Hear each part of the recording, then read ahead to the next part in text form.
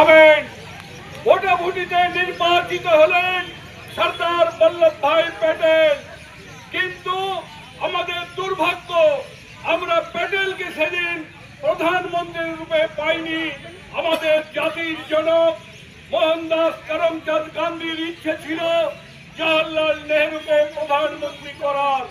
জওহরলাল নেহরু প্রধানমন্ত্রী হলেন, ডেপুটি প্রধানমন্ত্রী এবং স্বরাষ্ট্রমন্ত্রীর দায়িত্ব নিলেন সর্দার বল্লভ ভাই প্যাটেল।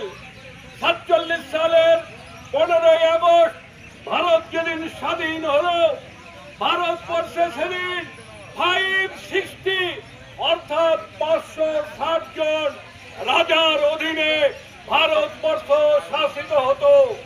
এই 560 জন রাজা তারা মনে করেছিল স্বাধীন ভারতে তাদের যেমন ভাবে রাজত্ব চলছিল ঠিক সেইভাবেই তাদের রাজত্ব চলবে।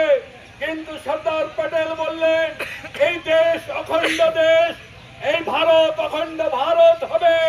আরে অখণ্ড ভারত হওয়ার জন্য যারা রাজা ছিলেন তৎকালীন দিনে তাদেরকে বললেন আপনারা বশ্যতা স্বীকার করুন, আপনারা আপনাদের রাজ পরিবারের যে ঐতিহ্য সেটা পরিত্যাগ করুন।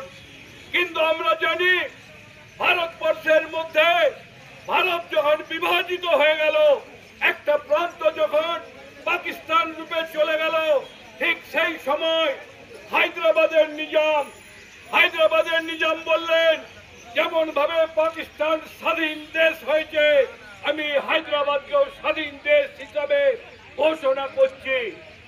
সর্দার প্যাটেল ওনাকে ডেকে পাঠালেন দিল্লিতে ডেকে পাঠাবার পর যখন তাকে প্রস্তাব দেওয়া হলো আপনি ভারতের মধ্যে আপনার রাজত্ব ভারতে বিলীন হয়ে যাবে, সর্দার প্যাটেল তার এই হুমকির ফলে নিজাম রেগে বললেন ঠিক আছে, প্রয়োজনে অস্ত্র ধরব, প্রয়োজনে ইংরেজদের বিরুদ্ধে লড়াই করেছি, প্রয়োজনে ভারত সরকারের বিরুদ্ধে লড়াই করলো।